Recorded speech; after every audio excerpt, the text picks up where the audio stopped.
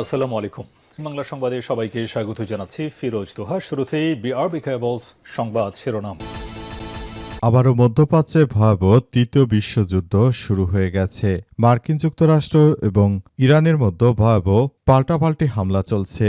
আর এরই মাঝে আমাদের হাতে এসে পৌঁছেছে তৃতীয় বিশ্বযুদ্ধের সর্বশেষ গুরুত্বপূর্ণ সবথেকে তাজা আপডেট সংবাদ আপনাদের জানিয়ে দিব।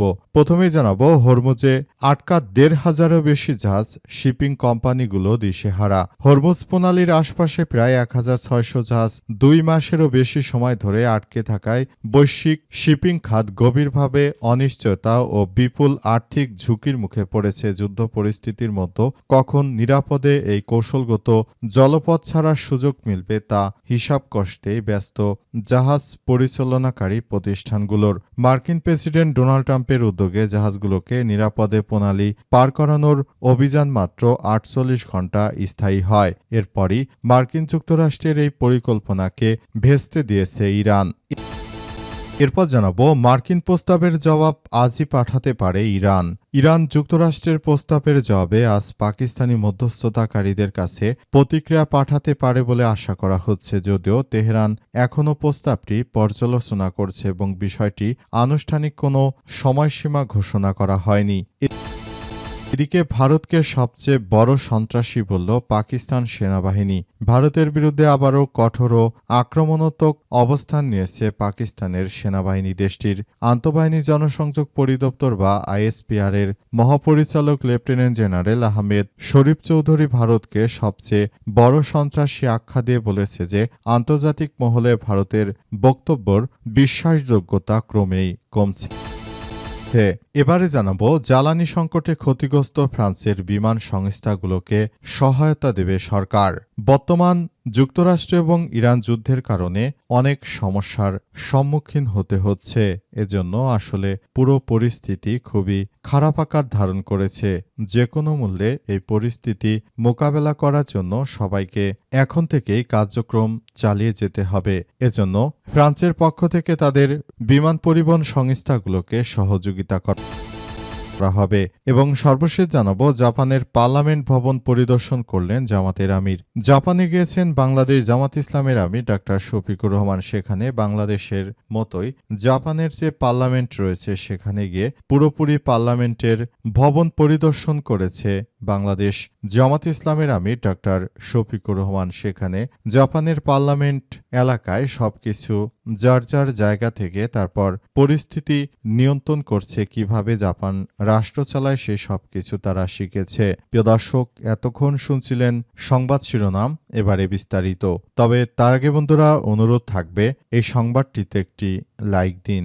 এই চ্যানেলে আপনি নতুন হয়ে থাকলে আমাদের সংবাদটি দেখতে দেখতে চ্যানেলটি সাবস্ক্রাইব করে রাখুন। কমেন্ট করে বন্ধুরা আপনার মূল্যবান মতামত জানিয়ে দিন আপনি বিশ্বের কোন দেশ থেকে বা বাংলাদেশের কোন স্থান থেকে আমাদের সংবাদটি দেখছেন এবং শুনছেন। আর বন্ধুরা, সংবাদটি আপনার সোশ্যাল মিডিয়া ফেসবুকে শেয়ার করে বন্ধুদেরও দেখার সুযোগ করে দিন। গাজা যুদ্ধে আপনি যদি নিরীহ ফিলিস্তিনিদের ভালোবেসে থাকেন, কমেন্টে ইয়েস লিখে পুরো বিশ্বকে আমাদের এই সংবাদটি দেখার সুযোগ করে দিন। এবারে বিস্তারিত। হরমুজে আটকা ১৫০০-এর বেশি জাহাজ শিপিং কোম্পানিগুলো দিশেহারা। পার্সিয়ান গালফ এবং গালফ অফ ওমানে মিলে হরমুজ প্রণালীতে ঢুকতে যেসব জাহাজগুলো ছিল সেগুলো একদম আটকে পড়েছে। সে জাহাজগুলো দিয়ে আসলে জ্বালানি সরবরাহ করে থাকে সারা বিশ্ব জুড়ে। তবে সেখানে ইরান হরমুজ প্রণালী বন্ধ করে দেয় আসলে পুরোপুরি সবকিছু ধ্বংসস্তূপে পরিণত হয়েছে। পরিস্থিতি খুবই ভয়াবহ আকার ধারণ করেছে এবং সবকিছু একদম ধ্বংসস্তূপে পরিণত হচ্ছে। পুরো মধ্যপ্রাচ্য জুড়ে মার্কিন যুক্তরাষ্ট্র এবং দখলদার ইসরায়েলি বাহিনী তারা ইরানের বিরুদ্ধে যে ষড়যন্ত্র করেছিল সেই ষড়যন্ত্র থেকে বেরিয়ে এসে আসলে সবকিছু করার জন্য এগিয়ে যাচ্ছে এবং এই মুহূর্তে সবথেকে বড় ভূমিকা রেখেছে ইরানের ইসলামী বিপ্লবী গার্ড বাহিনীর সদস্যরা। পরিস্থিতি খুবই ভয়াবহ আকার ধারণ করেছে এবং সব জায়গাগুলোতে দেখা যাচ্ছে সেখানে আসলে শিপিং কোম্পানিগুলো সেখানে তারা কোটি কোটি টাকা লস করছে। প্রজেক্টে লস হওয়ার কারণে তারা এমন এমনভাবে দিশেহারা হয়ে পড়েছে যে তারা আসলে কোনো কিছুই করতে পারছে না। তারা না পারছে যুদ্ধ থামানোর অপেক্ষা করতে, না পারছে আসতে, কারণ আসতে গেলে ওদিক দিয়ে ইরান বাধা দেয় আর এদিক দিয়ে মার্কিন যুক্তরাষ্ট্র নৌ অবরোধ করার কারণে তারা বাধা দিচ্ছে। সুতরাং পরিস্থিতি খুবই সংকটজনক একটি পর্যায়ে চলে গেছে বলে জানা যাচ্ছে এবং বর্তমান সময় সবথেকে একটি ভয়াবহ পরিস্থিতির মধ্যে পড়েছে যুক্তরাষ্ট্র এবং ইহুদিবাদীরা। মার্কিন প্রস্তাবের জবাব আজই পাঠাতে পারে ইরান। ইরান এবং যুক্তরাষ্ট্রের মধ্যে যুদ্ধবিরতিতে বিভিন্ন বিষয় নিয়ে তাদের মধ্যে আলাপ আলোচনা হচ্ছে। সেসব প্রস্তাব ঘিরে ইতিমধ্যেই তীব্রবেগে সবাই আলোচনার দিকে তাকিয়ে রয়েছে।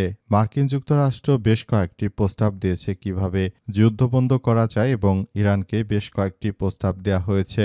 ইরানের পক্ষ থেকে প্রস্তাবগুলো যথাযথ জবাব দেওয়া হচ্ছে বলে নিশ্চিত করা হয়েছে এবং আরও বলা হয়েছে যে কোনো মুহূর্তে মার্কিন যুক্তরাষ্ট্র এবং দখলদারদের বিরুদ্ধে ইতিহাসের সবথেকে বড় ধরনের আক্রমণ চালাতে পারবে ইরানের ইসলামী বিপ্লবী গার্ড বাহিনীর সদস্যরা। তা সত্ত্বেও তারা অত্যন্ত ভালো মানুষ বিধায় তারা আসলে এই পরিস্থিতিতেও তারা এখন পর্যন্ত চুপচাপ রয়েছে। কিন্তু মার্কিন যুক্তরাষ্ট্র ও দখলদারেরা তারা যদি ইরানের বিরুদ্ধে সন্ত্রাসী কার্যক্রম চালিয়ে তারা ভালো কোনো কিছু অর্জন করতে পারত, সেক্ষেত্রে তারা এতক্ষণ সেটি অর্জন করে ফেলত। সুতরাং এখনই এসব বিষয়গুলো খুবই গুরুত্ব সহকারে দেখতে হবে সবাইকে, যাতে করে কোনো ধরনের সমস্যা না হয়। ইরান আজই মার্কিন যুক্তরাষ্ট্রের এই প্রস্তাবগুলোর বিষয় বিবেচনা করে তারা আলাপ আলোচনা করে তারপর সবকিছু জানাবে বলে ইরানের পক্ষ থেকে নিশ্চিত করা হয়েছে এবং পুরো মধ্যপ্রাচ্য জুড়ে মার্কিন যুক্তরাষ্ট্র দখলদারদের বিরুদ্ধে ইরানের যে অগ্রযাত্রা সেটি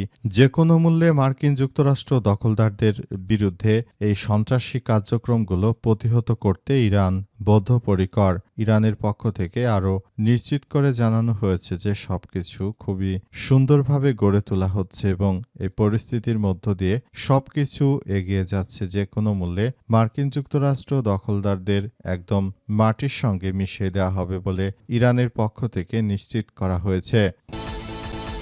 ভারতকে সবচেয়ে বড় সন্ত্রাসী বলল পাকিস্তান। ভারতের বিরুদ্ধে আবারও কঠোর আক্রমণাত্মক অবস্থান নিয়েছে পাকিস্তানের সেনাবাহিনী। দেশটির আন্তঃবাহিনী জনসংযোগ পরিদপ্তর আইএসপিআর এর মহাপরিচালক লেফটেন্যান্ট জেনারেল আহমেদ শরীফ চৌধুরী ভারতকে সবচেয়ে বড় সন্ত্রাসী আখ্যা দিয়েছে। আন্তর্জাতিক মহলে ভারতের বক্তব্যের বিশ্বাসযোগ্যতা ক্রমেই কমছে বলে জানিয়েছেন তিনি এবং তিনি আরও জানিয়েছেন যে মার্কিন যুক্তরাষ্ট্র ও ইরানের মধ্যে যে যুদ্ধ চলছে সেই যুদ্ধ পাকিস্তান থামিয়ে দেওয়ার চেষ্টা করছে, তবে ভারতকে একঘরে করে রেখেছে সবাই। তাদেরকে কেউ ডাকে না। তাদের মতো একজন সন্ত্রাসী নরেন্দ্র মোদী কুখ্যাত সন্ত্রাসী বাহিনী এবং ভারতের সন্ত্রাসী সেনাবাহিনী, এদেরকে এই পৃথিবীতে কেউই ডাকে না। এরা হচ্ছে মূর্খের মূর্খ। তারা শুধু হিন্দুত্ববাদী গোবর খাবে, গোমূত্র খাবে, এগুলোই করবে এই হিন্দুত্ববাদীরা। তারা কখনোই কোনো ভালো কাজ করতে পারবে না। এরা হচ্ছে এক নম্বরে সবথেকে নির্লজ্জ একটা বেহায়া জাতি এই হিন্দুত্ববাদীরা। হিন্দুত্ববাদীরা নির্বাচনে জেতার পর থেকেই মুসলিমদের উপর যেভাবে সন্ত্রাসী কায়দায় আক্রমণ চালাচ্ছে এটা কোনোভাবে গ্রহণ করা হবে না বলে হুঁশিয়ারি দিয়েছে পাকিস্তান। পাকিস্তানের পক্ষ থেকে আরও বলা হয়েছে যে মার্কিন যুক্তরাষ্ট্র দখলদারেরা তারা শুরু থেকে ইরানের বিরুদ্ধে সন্ত্রাসী কার্যক্রমগুলো চালাতে চেয়েছিল, সেগুলো আসলে এখন পর্যন্ত আমরা সবকিছু দেখতে পাচ্ছি এবং আমরা বলতে চাই যে পুরোপুরি প্রতিটি প্রক্রিয়া আরও আমরা স্বচ্ছ সুন্দরভাবে গড়ে তুলতে চাই বলে জানানো হয়েছে। সবকিছু অত্যন্ত সুন্দরভাবে গড়ে তোলার মধ্য দিয়ে আবারও একটি কার্যক্রম চালিয়ে যেতে হবে বলে এমন তথ্য সামনে এসেছে। জ্বালানি সংকটে ক্ষতিগ্রস্ত ফ্রান্সের বিমান সংস্থাগুলোকে সহায়তা দেবে সরকার। বৈশ্বিক জেট ফুয়েলের মূল্যবৃদ্ধির ধাক্কায় চাপে পড়া বিমান সংস্থাগুলোকে সহায়তা দিতে বিশেষ আর্থিক পদক্ষেপের প্রস্তুতি নিচ্ছে ফ্রান্স সরকার।